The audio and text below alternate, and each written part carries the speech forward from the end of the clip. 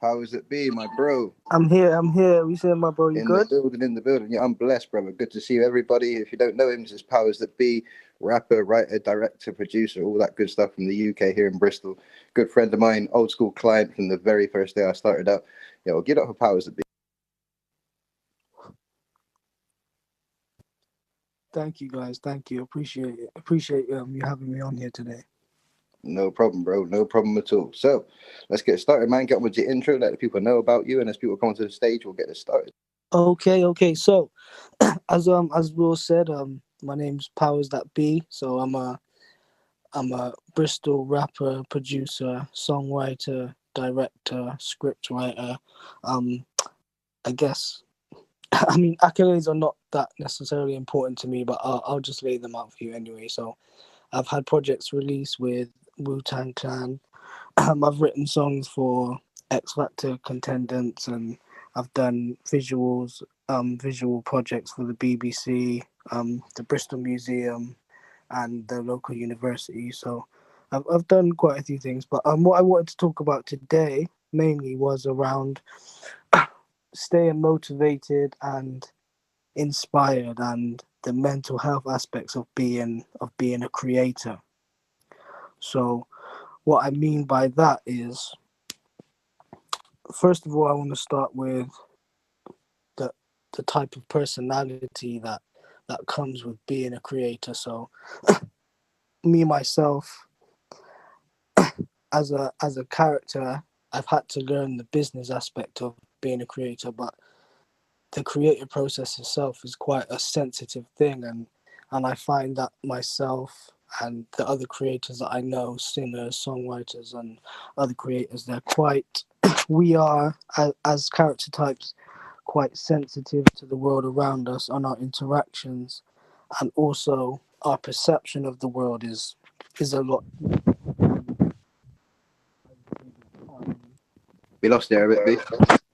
Yeah, I would say that as characters, we're quite sensitive and very emotive to how we perceive and experience the world. So with that comes the from a mental health perspective, obviously comes anxiety and depression, and this is not new information. I'm sure you know a lot of artists suffer with anxiety and depression, and I myself have dealt with it in the past, and I've had to learn my trigger points and how to kind of maintain a steady mental health and well-being so that I can proceed. So what I would say is, tips and advice is, number one is to learn what your trigger points are and be able to motivate yourself during times of downtimes and times when you're not feeling so hot, you're not feeling so inspired, or when something's not new to you. So for example, for me, I've achieved quite a lot in my career, and I found that every time I achieve something, the achievement tends to lose its weight a little bit once I've achieved it. So I'm aiming towards something as a goal, and then once I've achieved that, because I've achieved it, it's not a motivating push for me to achieve that thing anymore. And what I've had to learn to do is continuously set myself goals. And I guess another thing I'd like to say is that as artists and creators, I think it's important for us as individuals to define what success looks like for us. So, for example, for some people, success means lots of money and lots of fame and recognition within the industry. Whereas for other people, success may just mean completing a track that you've written, you've produced yourself, or a song that you've written for someone else, or a poem that you've written. You have to define success for yourself and not allow the industry and others to define what success looks like for you. Anyone have any comments or anything that they'd like to add to that? Skylar, you there for that one? Yeah, give me 1 second, guys.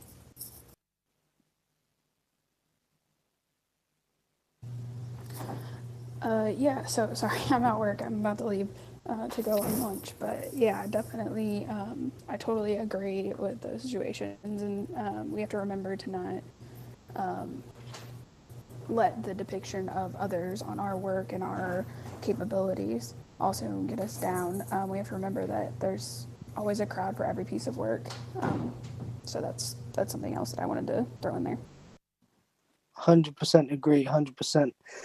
And and I definitely agree with your point in regards to there's always an audience for some of the work or the work that you've created. There's always an audience for it, and any song or anything that you've created is usually going to inspire and motivate someone else.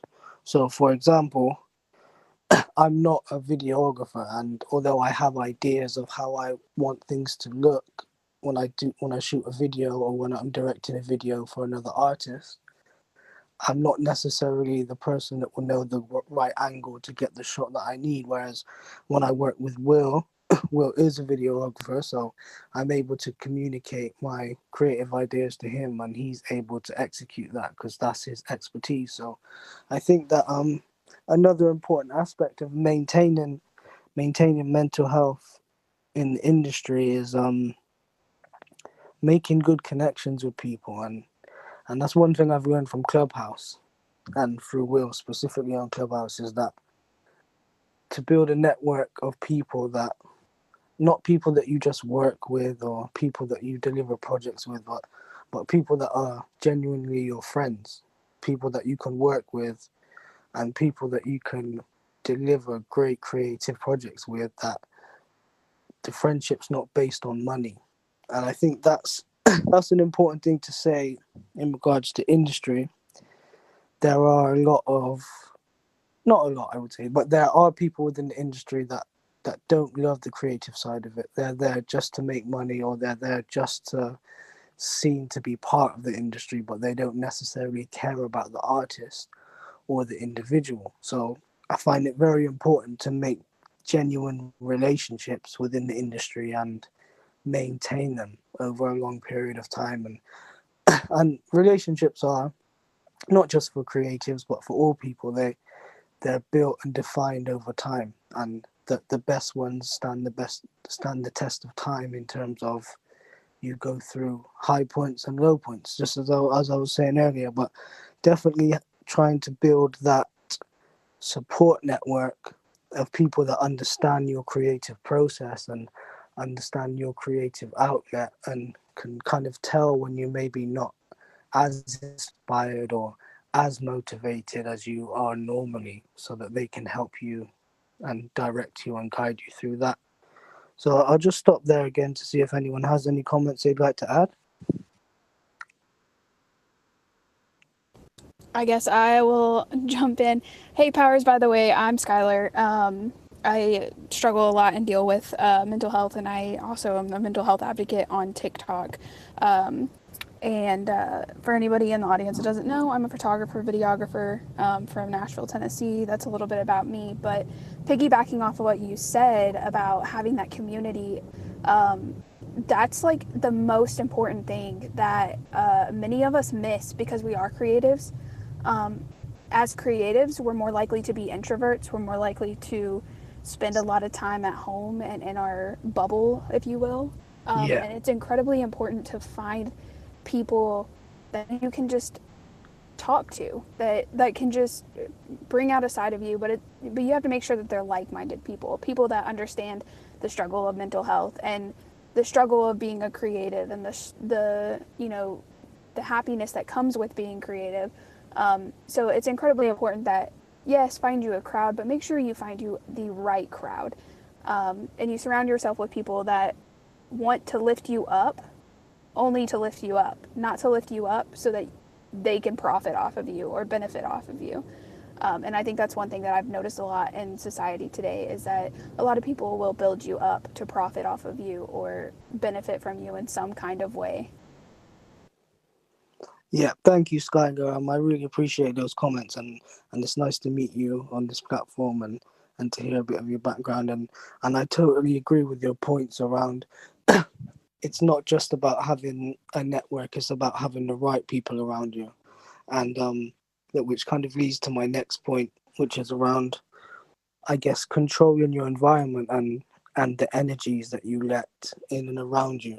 And as Skylar mentioned, there are people in the industry that will try to exploit your talents and your your good nature and good creative personalities in order to profit off you, which is definitely not a positive thing, and you definitely have to control the energies that are around you, and just try and gauge and use your intuition as much as you can to ensure that the people around you are there to support you and you as a person, because it's you, the person, that creates for the world.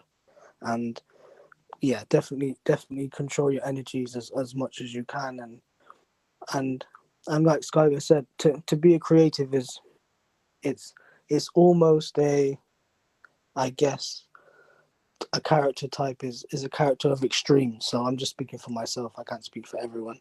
But when I say that is I experience the world in extreme highs. So I'll be very happy and very inspired and very motivated, which helps me to create. But then at the same time, other times I experience the world at the polar opposite, which is extreme lows. And I try not to call it depression, even though that's probably what it is. I just try not to label it that. But extreme lows in terms of experience in the world, and that is part of being a creative, because I guess the positive thing about being a creative is that you're able to communicate and articulate your low points and your depression and the bad times. You're able to communicate that through your art form or through your creative outlet, and that in itself enables and inspires other people. Like for example, the American artist Extashion. He was obviously he's passed away unfortunately, but he was kind of a voice for a lot of young artists his age that experienced the world in kind of a dark type depressive way, but his music inspired so many people to overcome those types of issues that we experience. So it's definitely important to be able to articulate your highs and your lows, because they're important to everyone. And I'm sure everyone on here has a song that they hear that when they're with a partner or when they're in love, that song inspires them and they can always remember and relate to that song.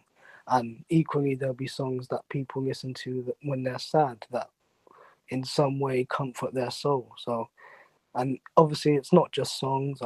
There's it's photography, it's photos, there's art, there's dance. There's lots of expressive ways that creatives help the world. So how you handle your well-being is not just important to you, it's important to others as well. Does anyone have any comments or anything to add? Yeah, I'm definitely going to jump in on this one, because me and you were discussing this a couple of weeks ago after our shoot, and we were saying how it's important for men to open up a lot more, because men don't talk to one each other very much when it comes to the emotional thing. And like me and you have definitely we've started doing that over the last like year or so, I'd say, definitely, and it's helped me in a massive way. It's helped you, but it's definitely helped me. 100%. 100%. Yes, that's one thing I preach on is, and that goes for anybody in this room, every man in this world, it is okay to have feelings. You guys don't have to be so freaking hard. Y'all can have feelings, and y'all's feelings are just as valid as women, and you are not any less of us because you have emotions and feelings. Anyways, I'm very passionate about that topic. No, definitely, and it is an important one, and I'm glad that we got to that part of the conversation, because I think I agree completely. It's kind of as men, and again, I can only speak for myself and the other men that I know. It's kind of it's not necessarily a macho thing. It's more like a pride thing. So, for example, I'm from my I'm from like an urban youth background where there's a lot of poverty and a lot of circumstances that turn us into hardened men, I would say, is probably the way to put it. But it's a thing that I think sometimes myself, I've allowed my past and how I've needed to be perceived in order to survive in harsh environments. I've allowed that to harden me on the inside when that shouldn't necessarily be the case, and I've had to learn to open up a lot more. Like what Will was saying, we've kind of developed that relationship over a few years where I've had to learn to open up a lot more about things that in our communities, unfortunately, they're seen as almost shameful, or they're seen as a weakness to be overly emotional about a subject, or just to even sometimes to be afraid can be considered a weakness where I'm from. So it's something that I've had to learn to share and open up. And sometimes we have issues that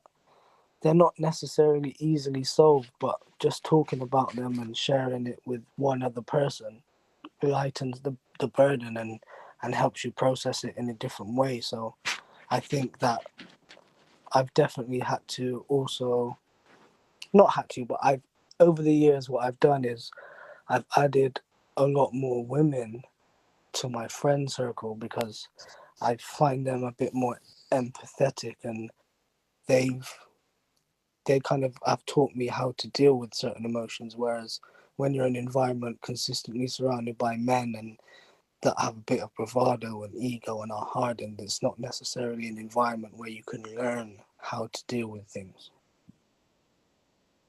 Yeah, I want to back you up on that, because especially where me and BZ are from, like emotion, fear, like feelings, like we get mocked openly online for having those kind of feelings. Am I right, B? Yeah, it's true. It's true.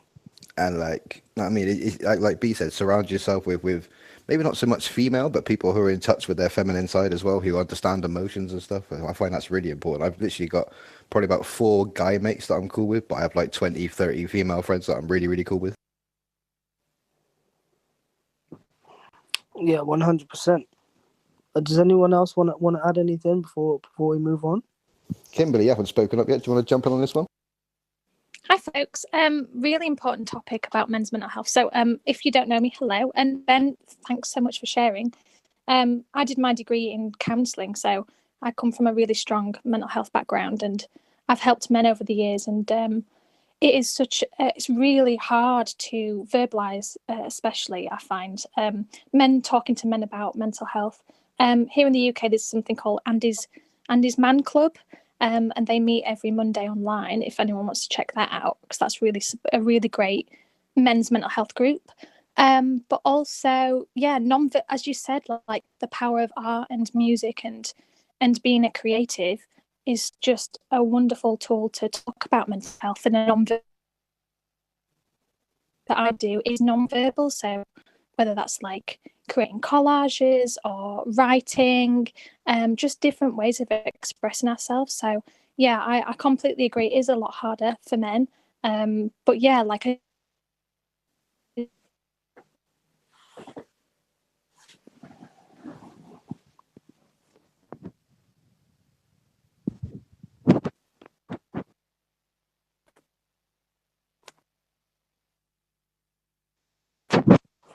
Yeah, no, 100%. And thank you for those comments, and that's a very useful, very useful contact there in regards to the group that you mentioned. What did you say it was called? Did you call it was called Andy?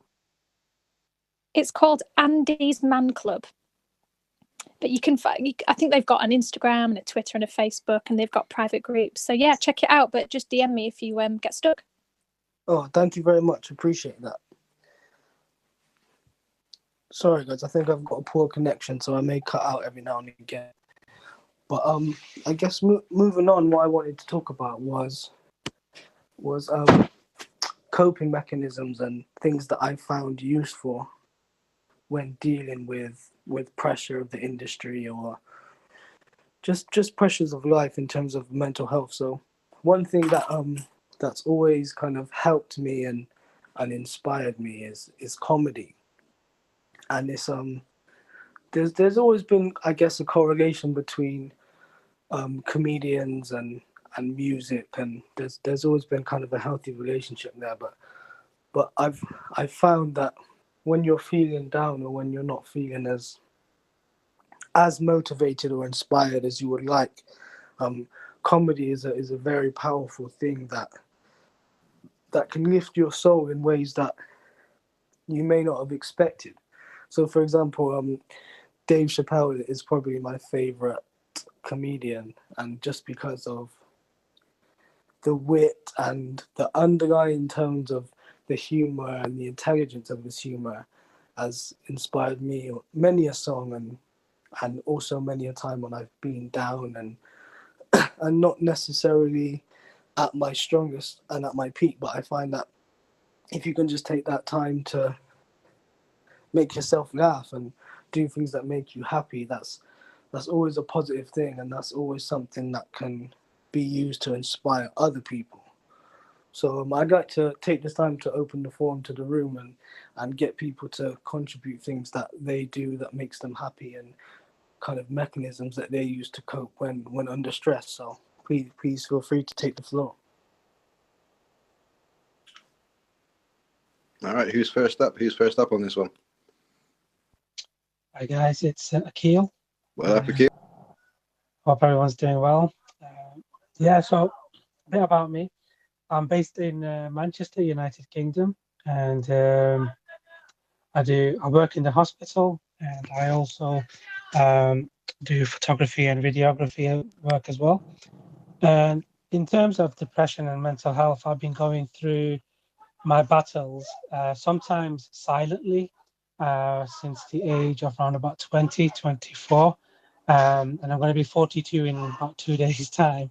So for me, it was a constant battle where, in our kind of culture, or shall I say society that I live in, being back from an Asian background, it was always looked at a weakness. And there wasn't that many people who talked about it, or you could relate to, especially coming from a guy's perspective as well.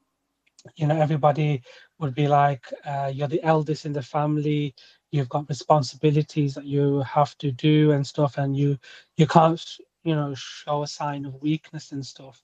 And with living with that attitude, it was just like piling on and on. So much times, like in my life, I had to be there for everyone, not just my family, but my aunties and uncles, my grandparents, everyone that was in basically the whole generations that were coming along. At the same time, when you're working in a stressful job as well, trying to support everyone financially, it piles on.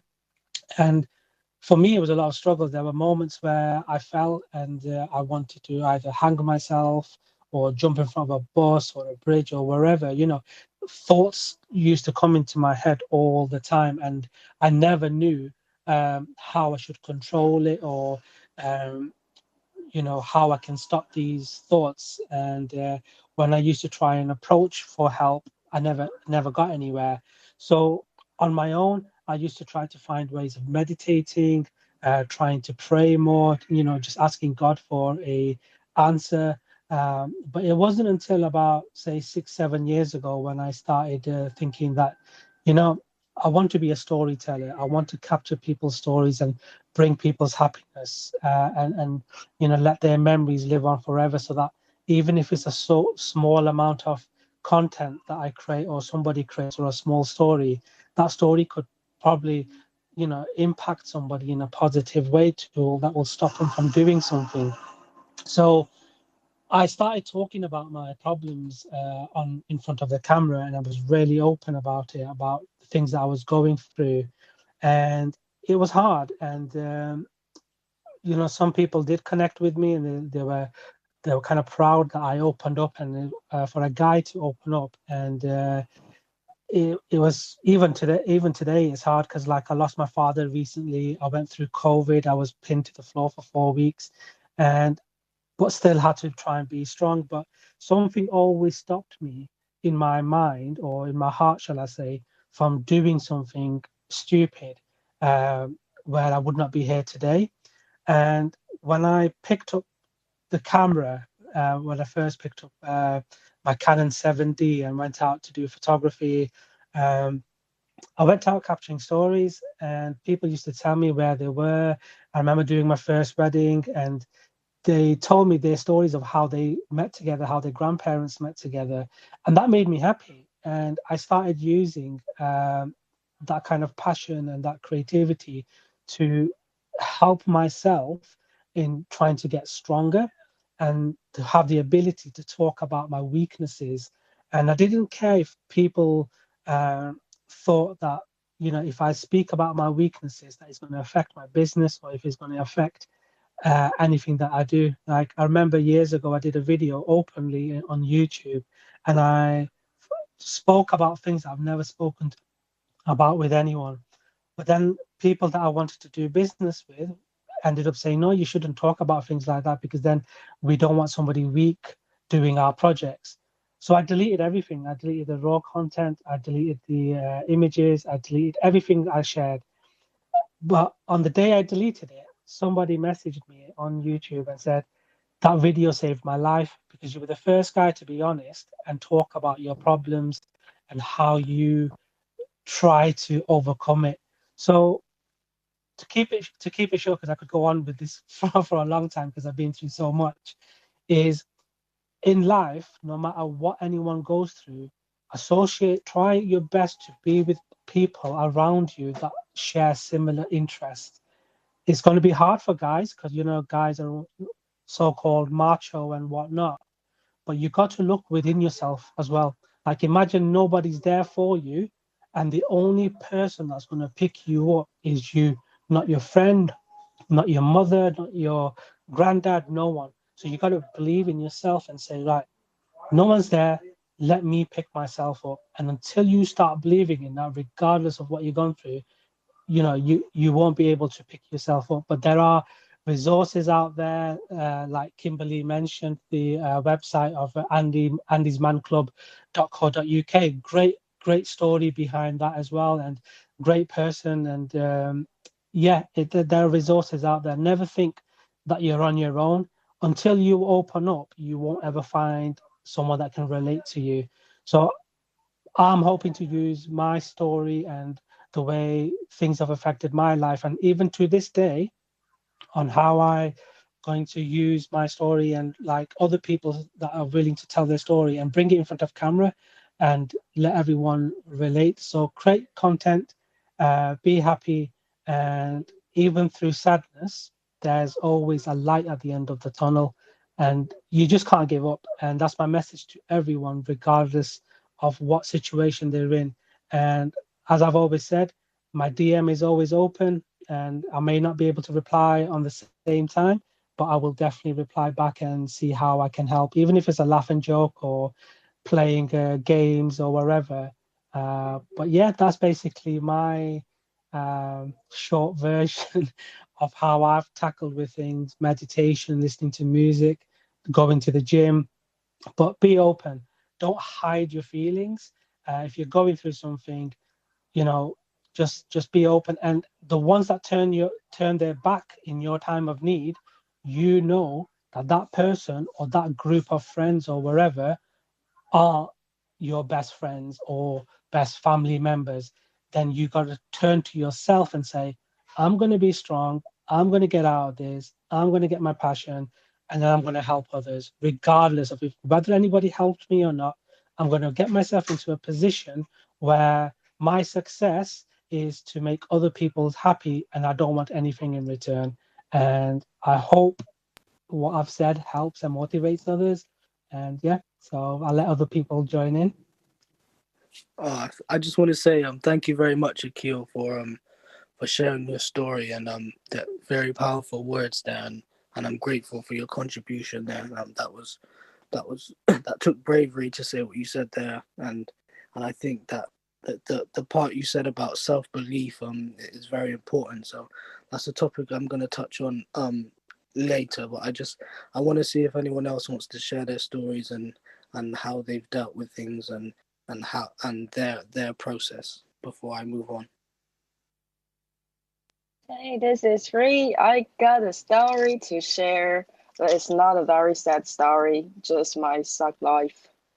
And in 2019, and before I already got the depression problems, it's a long, long, long story. So I'll start from 2019. It's 1 year before I know Fabian. And I remember in that summer, I was sent to the hospital, the emergency room by the ambulance for 3 times in 2 weeks. So it's just crazy. And after that, every time the doctor saw me, he will say, "Oh, you again.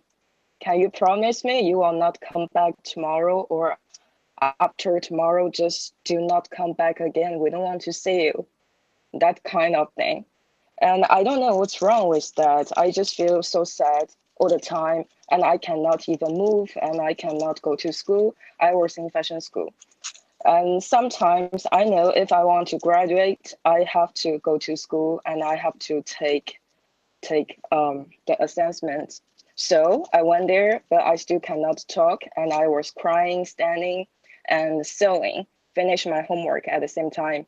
And I really have no idea what's wrong with me. And people saying, "What's the reason?" I said, "There's no reason."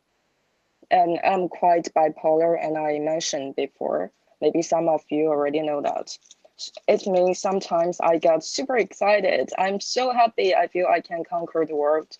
But most of the case, I was just so fucked up. Just I was not able to do anything. And every idea coming to my mind is like, I'm so tired of this life. I cannot do it anymore. I tried so hard, but it didn't work. But finally, after my tour in emergency room, it was super crazy. People were bleeding, and there are some mad people yelling, trying to escaping from the hospital. And after that, I feel I don't really deserve a life like this. And why should I be locked with so many like crazy mad people, with those real gangsters? So I have to figure a way out to save myself. If I keep doing that, I will just stuck, always there, always feel so sad. After the night come, I want to kill myself. I want to jump from the floor. I want to use the knife. I want to take a lot of Xanax, everything I can take. And then my friends come to my place and they help me to find a clue why this happened. Of course, bipolar, there is no reason for the childhood and for the family, of course, family problems. But the biggest problem is I ever put myself into the position of a victim. I feel why people there are so indifferent to me and why they're so cold. Do they really care? And what I mean to this world, what I can do else, why I'm always so tired, why people are always so bad. But it's not the correct way to think about it, because as an individual, we're the center of our world. It's not self-centered, it's just a personal life. So we should focus on the solution, not the problem. Because a lot of people, everyone, even the parents, your colleagues, your boss, always bring you problems. But the only thing you can do to fix yourself and fix your life is to fix the problem. And life is a journey. Like you have to keep fixing the problems in your life. That's what makes this life so not amazing, but interesting. And also, if you feel sad, just do not stuck in the sad music.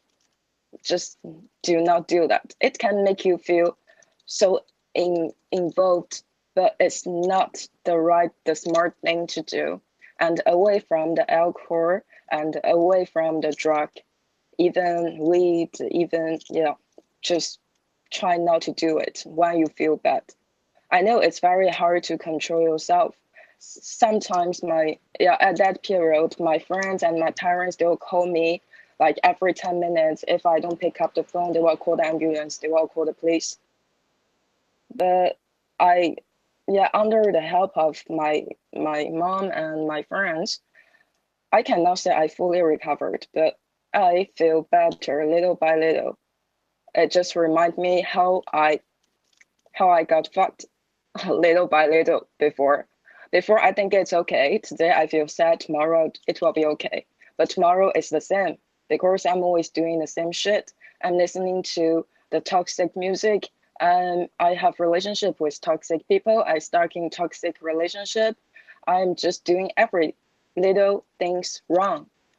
That's what caused the big disaster.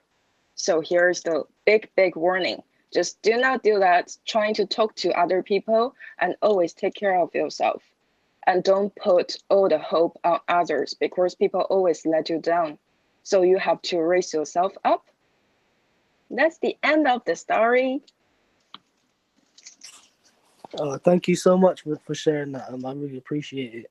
And again, you had some powerful points there around self-analysis and kind of trying to take control and maintain your own, take responsibility, I guess, for your own mental health. And while having support is important, it's equally as important, just like what Akil said as well, that you have to be able to build yourself up so that you can support yourself in times of need. So thank you very much for that. I just want to see if anyone else wants to say anything or share before I move on, and then we'll move on to another topic. Yeah, Skylar wanted to jump in. Yeah, I'm sorry, I gotta get back to work, guys. So one thing, I'm gonna answer your question, and then I'm gonna say a couple of things, and I'm gonna try and keep it short so I don't feel like I'm taking over.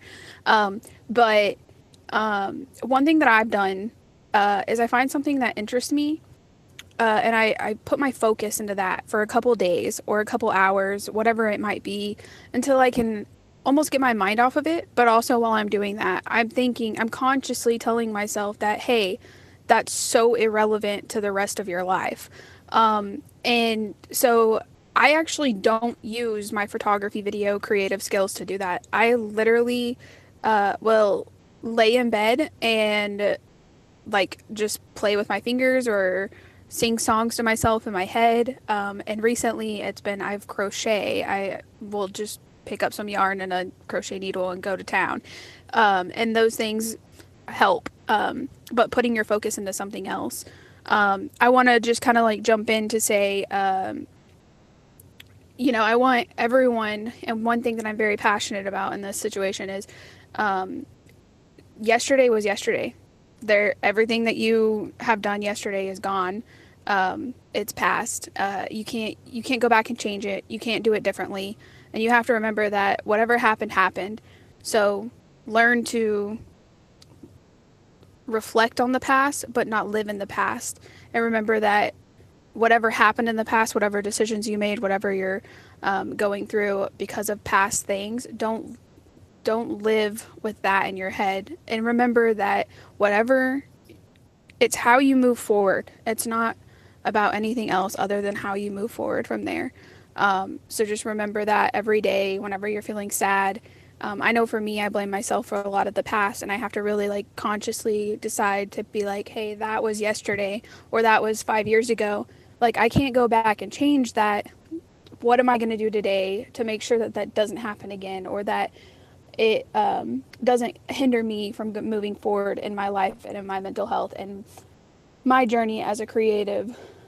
So that's one thing that's really important. And the last thing I'm going to say is, guys, I preach this stuff daily and I share my journey, but my DMs are always open for anybody. And if it's ever a situation where you feel it's urgent, where you feel like giving up and taking your own life, or you just feel like you want to just disappear, all you have to do is type urgent and then spill out everything that you're feeling and send that to me in a DM. And that's all you have to do, and I will be there for you. Your feelings are 100% valid, and everything that you're going through is not, I'm not going to lie, I hate the cliches of it's going to be okay, and I'm not going to tell you that. I'm going to tell you that whatever you're dealing with and whatever you're sad about, it's very hard for you, and that's very okay for it to be hard for you and it seem easy to everybody else. So that's all I'm going to say. I have to get back to work. I will be listening, and if you guys need me to chime in, I will. But I appreciate you, Powers, for coming on here and being open and honest, and Kimberly and everybody else that's going to chime in here. mental health is very special to me. So thank you guys. Thank you very much. That was dope. Kimberly, do you want to jump in as well, or you flashed your mic? Yeah, if that's okay. Skylar, thanks so much for sharing, and I completely agree. It's definitely about growing what you go through, grow through what you go through. And I just wanted to say as well, like from my counselling background as well, like, and just to let you know if you don't know already, but in the health pandemic, there's been quite a lot of research and things about the fact that all of us human beings, we're kind of like floating on the same sea in different boats, if you like. We're all experiencing everything all at once, but in our own ways. And we're actually going through like a low level stress response. So we're finding that daily tasks are really hard to do because we're in a pandemic, and it's really hard. So if, for example, if you are finding it hard to cope in the everyday, then getting in touch with those sensory experiences are really important, whether that's like your photography or getting out into the open, like even just like some fresh air. And I find that like doing artwork and getting stuck at the task at hand is really, really great as well. So yeah, kind of focusing on those like 5 sensory experiences and really taking that on board. If you're finding things hard, it's a great way to ground yourself. And try and be gentle with yourself. We're only human and we're not all happy all the time. So yeah, that's all I wanted to say. And yeah, again, my DMs are always open as well. Thank you so much. Appreciate that, Kimberly. And I just want to say that I'm kind of new to this, but again, my DMs are always open if anyone wants to speak, and I would like to think that everyone within this group has the same mentality to support others. Does anyone else want to say anything before we move on?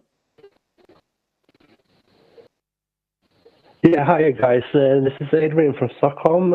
I just wanted to say hi and thank you all for sharing your stories.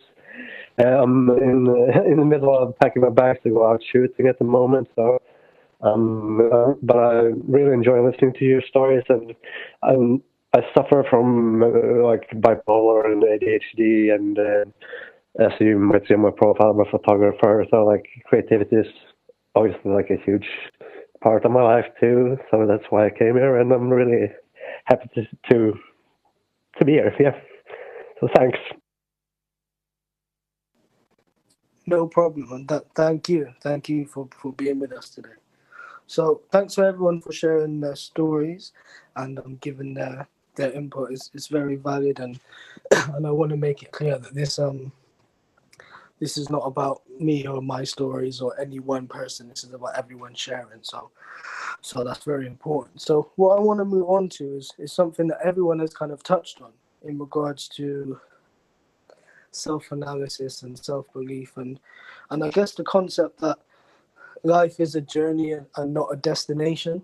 So what I mean when I say that is, again, people have touched on it already, but it's the fact that in life we go through experiences, and as humans we tend to measure our current status by our experiences. So we may go through something bad or something traumatic, and it's very difficult to let that go and move forward. And for example of that, I know for myself personally, when it comes to relationships, even though I'm aware that an experience I've had with someone else shouldn't affect my future relationships, I know that it has, and it's very difficult to move forward when you've had bad experiences. And unfortunately, it's one of those things where I think that as people, it's easier to remember something bad than it is to remember the good points. So what I want to say about self-analysis is that it's very difficult to look at yourself and analyze. And one thing that I have taken positive from COVID is that it's allowed me to do some self-inventory and have a look at the areas of my life where I could improve, or maybe just do things a little bit differently. Like, for example, going to the gym was a big thing for me. Not because I'm like a massive bodybuilder or anything like that, but just because obviously when you go to the gym, you burn. You don't just burn fat and energy. You burn certain endorphins are released, and it helps you cope with stress. And you literally can burn your some of your problems away.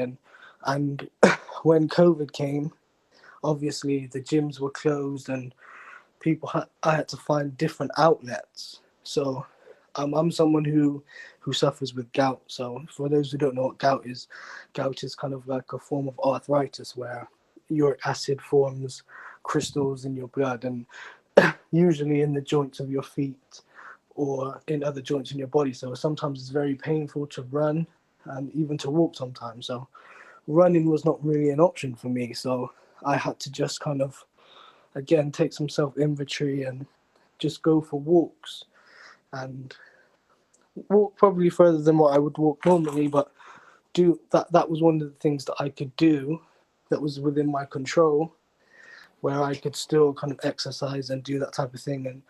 And I think another big thing, and I'm sure Kimberly will have some input on it, is the fact that a change in diet or the things that you consume also have an impact upon your mental health. So again, self-inventory. I took some self-inventory and changed some of the things I was eating and how the times I eat and just all those types of things. So as I said, self-inventory is very important, and I just want to open the forum for people to comment on that. And I would like to hear from Kimberly if you have any thoughts on that.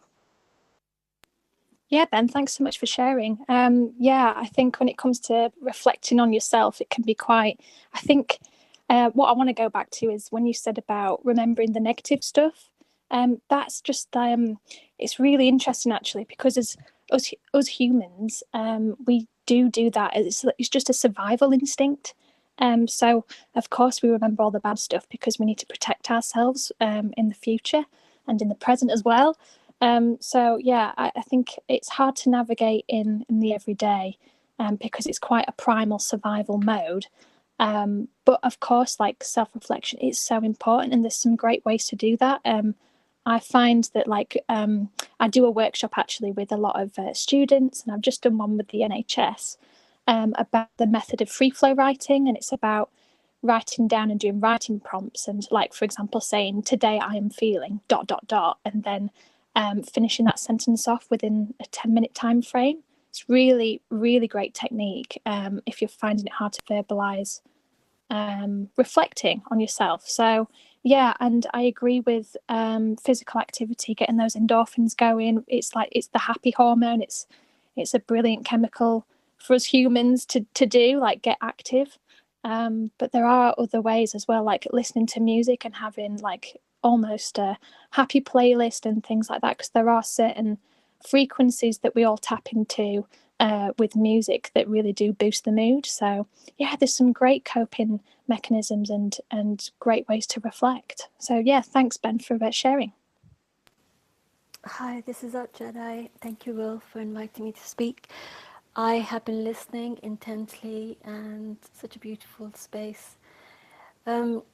One hack that I was given yesterday, just kind of following on from Kimberly and Powers, so somebody far more knowledgeable than me was speaking on the topic, and something that really hit chord with me was, when you're anxious and you recognize that anxiety, rather than saying that I am anxious, think and say out loud that, oh, anxiety is present. And then that way you can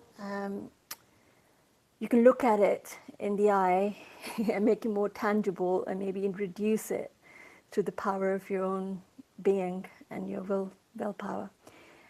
So I wanted to share that. I'm an artist. My whole journey into art began from a tragedy that I don't have the energy to go into right now.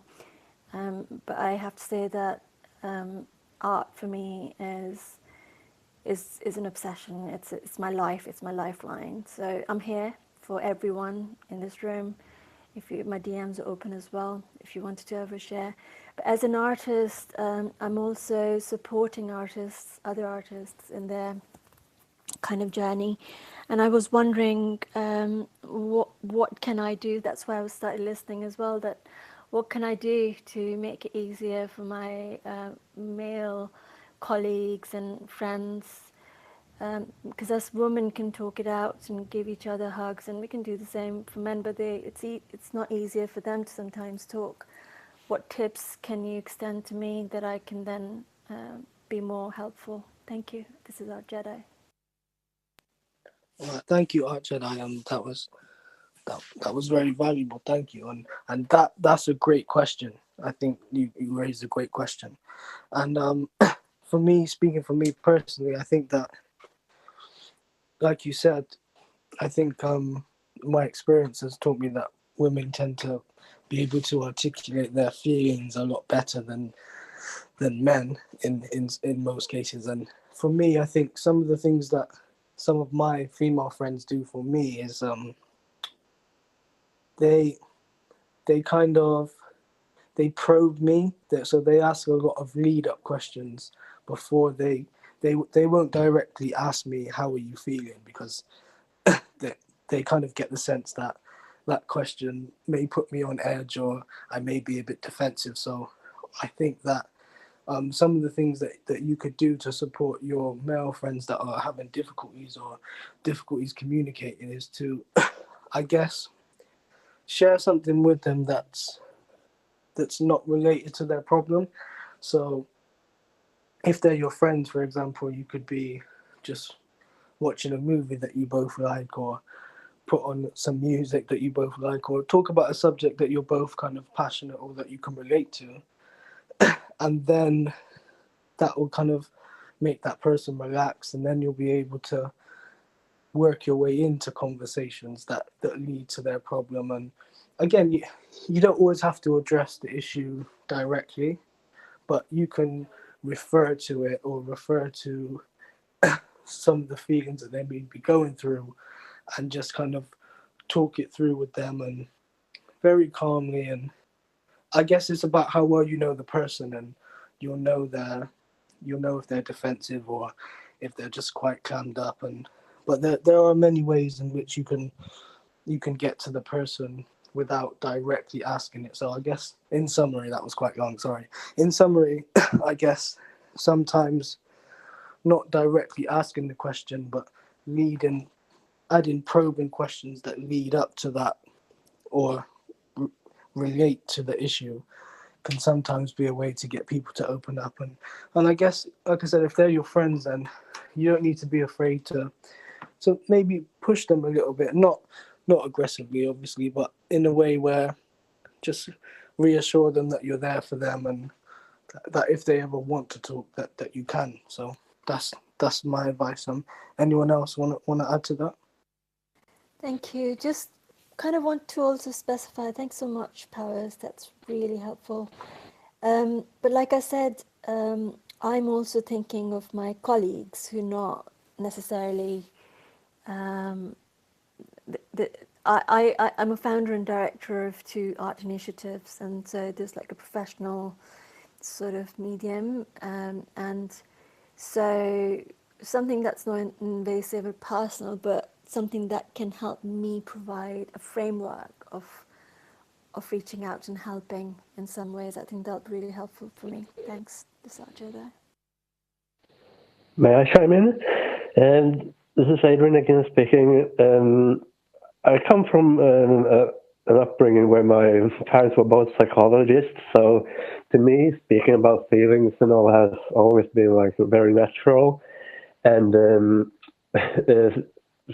because of that, I guess I've always been like kind of almost too outspoken with people, like about my feelings and so. But what I find is that it doesn't really matter what sex, or like even who it is, or so.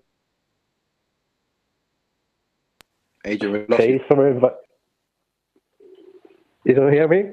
Just about, yeah, you're breaking up though. Are you hearing me now? Yes, go we for it. can. We can. Yeah. All right, great. Yeah, to me, it seems to be a matter of like finding a space that feels safe to the other person, and then like really not being afraid of asking, just like asking open questions like "How are you?" And if you just show them that you actually like care and hear their response, people seemingly want to share more than you would think, and are like appreciative of the opportunity, or that's my experience at least. And this goes like for men too, I would say, like as much as for women. So I guess like not being afraid, and showing them also, as someone else said earlier, that to like say yourself, like showing yourself, like show vulnerability yourself, like, oh, I'm feeling really down about this corona, blah blah blah, or something. You can open up but with that, and like in that sense, like by showing vulnerability, you make them feel a bit safer too. Thank you for that, Adrian. Sorry, Arjun, I didn't take in your question properly. So, I guess to respond to your question in regards to a type of framework or things you could introduce to support colleagues. One thing that I do within my organization is to set up kind of like informal. I call them coffee roulettes. So what they are is they're virtual meetings that are set up between colleagues, and that changes every 3 weeks. And what that does is that allows people to get to know their fellow colleagues a bit better, and gives them 15 minutes or so to have an informal chat and build relationships, so that as time goes on and your colleagues build their relationships, that will kind of give them, I guess, give them a bit more comfort in the space, that they'll be able to open up a bit more to their fellow colleagues. So that was just an example of some of the things that I've done that works well. Setting up informal meetings and building relationships with the team. And other things you can do include like survey monkeys, and there are some online exercises that you can do that kind of build relationships and can help to probe certain questions if you're looking for specific answers. I hope that helps. Thank you. Yes. Thanks. I got something as well, just to chime into both of the scenarios, actually. First of all, Powers, bro, big up. It's my first time speaking in this group scenario tonight, because I've been just listening. But yeah, two questions I would say, even with Art Jedi, first of all, in regards to setting up a framework. I think the culture of work is half the battle of putting out awareness that, do you know what, there is, regardless of hierarchy, or just like Power was saying, setting up maybe a once a week night or once a week situation where collectively you get together, or even one-to-ones, really could help. And just knowing that the half the battle is making awareness. If people are aware that you are actively trying to help colleagues or other people like you, and coming down to everybody else's level, and we can keep shit equal, that always helps. Like, I came from a quite aggressive, intense job environment, 6 or 7 days a week, where I rarely had any support structure. So people end up getting burnt out and they have nowhere to really vent to. And then summarizing on the how to help maybe males, or even just generally getting people to open up, I think it's always about your approach. It's like Adrian saying, and everybody else spoke about, just psychology and approach, and making sure you don't really give like general mediocre advice. You show vulnerability, you show emotion and compassion, and you're aware of frequency, energy, and what someone's going through. And then just half the thing is just getting, even if someone doesn't show support straight away, or show the inkling to talk straight away, in summary, you can just generally, like I said, show your vulnerability. On top of that, it's all about your approach, your emotion, the tone, and just really, really put yourself in that person's situation. So when you're able to give someone advice, they know that, you know what, this person's advice is sincere.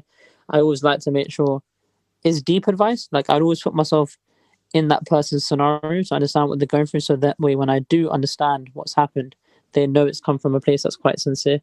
But yeah, I'd always say, if people are giving advice or going through something, always make sure you're sincere. It's your approach. Make sure you're aware of every type of body language and even language that you use, because all that helps to get someone to open up to you and talk to you. Braxton, you wanted to jump in? That was really helpful, Nizar. Thanks. No problem. Yeah. Sorry. Yeah, I think Nizar kind of said it all. I think, man, I think this is all just such a good. I think being aware of how you're feeling. One phrase that I've learned that my wife and I try to put into action when we get anxiety is action. It's 3 letters. It's action. It's AAA. Action alleviates anxiety.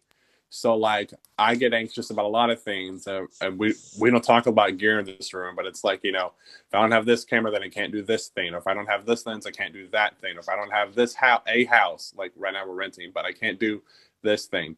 And those may be true, but in some senses, but not in another. So like, okay, so I feel anxious about my camera. What can I do to take action to get a better camera? Or my son, like I'm anxious about his day at school. What are some things I can like? So I think the things about we've already talked about, a lot of y'all have already talked about is like, I feel anxious about this thing. Well, if we write it down or say it out loud to someone else, like they'll be the people that can say, well, that sounds not as crazy as you think, but what are some steps we can take? You know, and bouncing that off of people. I think when, as men, like we've been talking about, internalizing, you know, our realities become darker and darker and darker because we're not saying the things. And then like when I talk to someone about it, like my wife, she'll say, well, it's not as bad as you think, or that's not as crazy as you think it is, or whatever. And, you know, tell me that's okay to have those feelings, like Skylar said earlier. But I think for me, it's taking action to alleviate the anxiety that I feel. Yeah, and even adding to that, I'll summarize as well. Even I could use that in a scenario for on-set scenarios or a problem solving. I was in a pre-production meeting, and one of my talking about, not necessarily talking about gear, we were trying to talk about maybe a new camera or new technique that we never really tried, but we haven't done.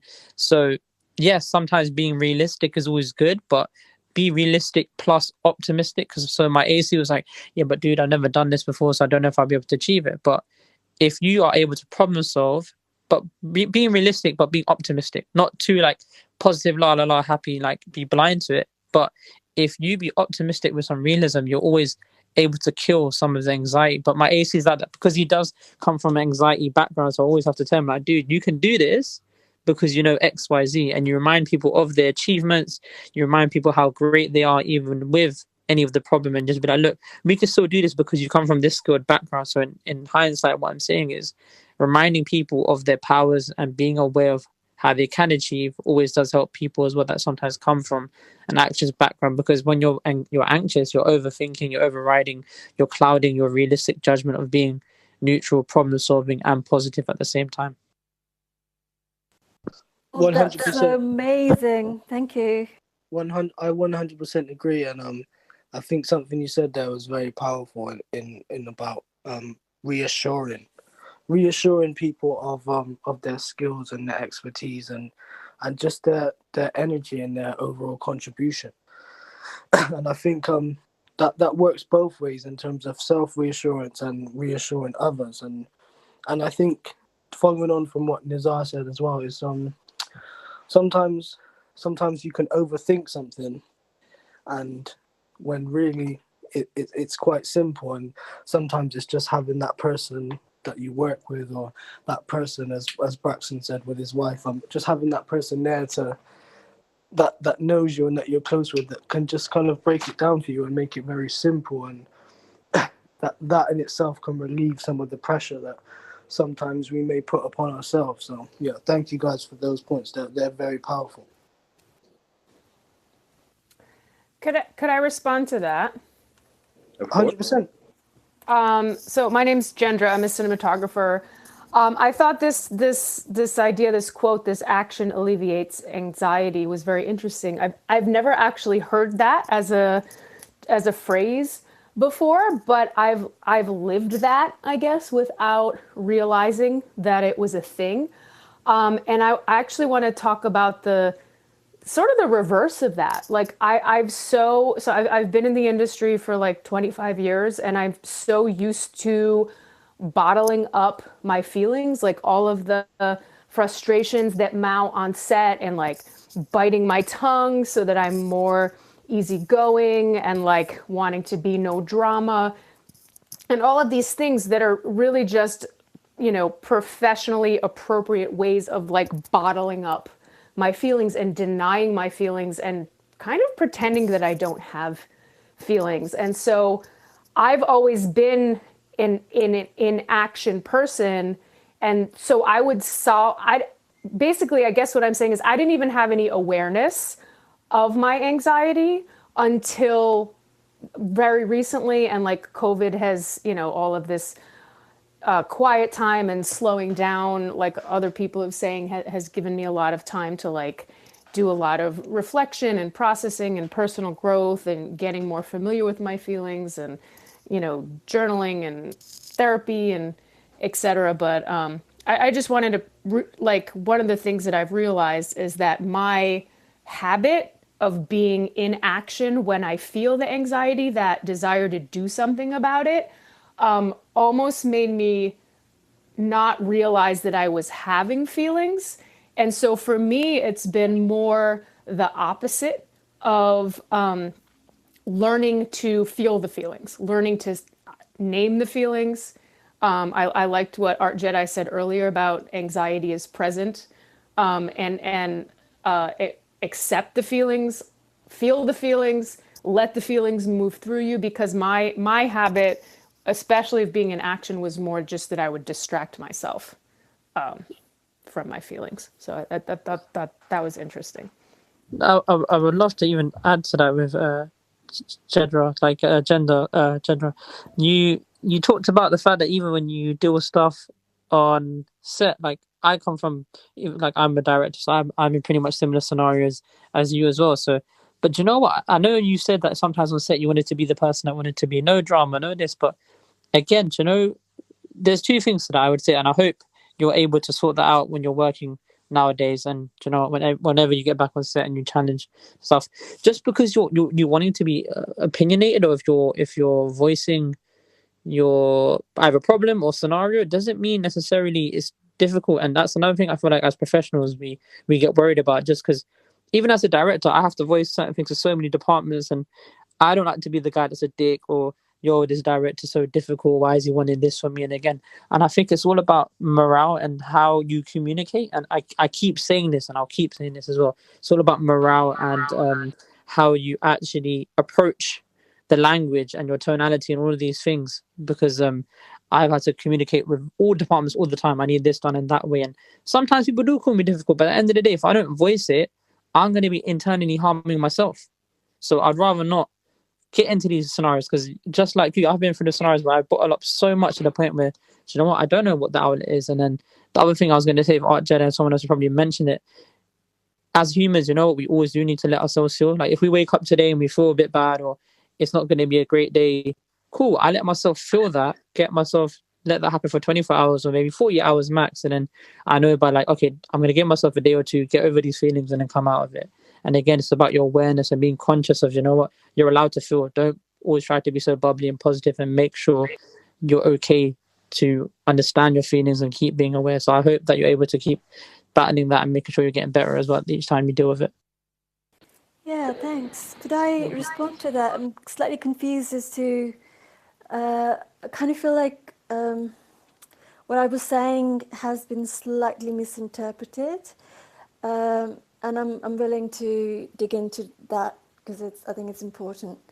From what I understood and how I've applied to my own kind of consciousness is acknowledging it, is accepting it, and that means that yes, acknowledging it, like you said, Nizar, and like you said, Jendra as well, that not bottling it up.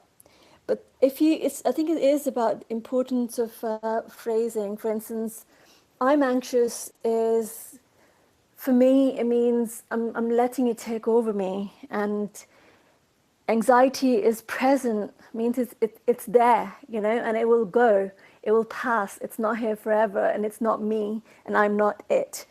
It's just a different way of tackling and working, and I think that's the way I've dealt with grief of death, of my mother's death, and grief of a breakup, you know, any kind of that kind of situation. For instance, it just really resonates with me because the way I've dealt with anxiety and fear and grief is really looking at it in the eye, and I think there's a very interesting story somewhere, and I can't remember the source. Otherwise, maybe I'll remember it. But it just there's a quote as well that you look at your fear in the eye, and then it becomes tangible.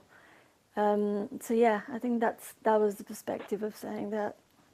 No, that's really great, and I think that that part you said about anxiety is present. I think that point is powerful because it kind of puts anxiety as a separate entity to you, so that it's not actually a part of you. It's just something you're experiencing, and I think that that terminology allows you to kind of separate it from yourself and recognize that it's something that you're maybe dealing with or something that you're going through, but it's not something that's necessarily a part of you all the time. So I think that the way that you described it is very powerful and very helpful. So thank you for that.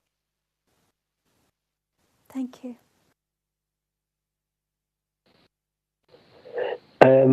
I thought I would just quickly share a quote with you guys about speaking of action and all.